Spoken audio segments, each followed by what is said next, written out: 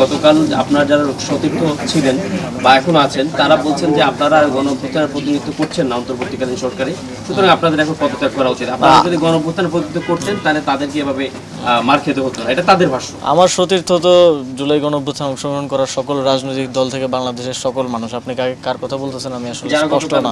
আন্দোলন করেছিল সংসদ ভবনের সামনে, গতকাল সংসদ ভবনের সামনে কারা আন্দোলন করেছিল? আহত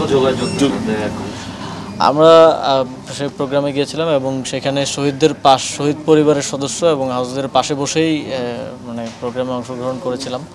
তো যেটা হয়েছে সেটা অনাকাঙ্ক্ষিত ঘটনা এবং সেখানে হামলার সাথে কারা জড়িত ছিল সেটাও আমরা দেখছি, কথা বলছি।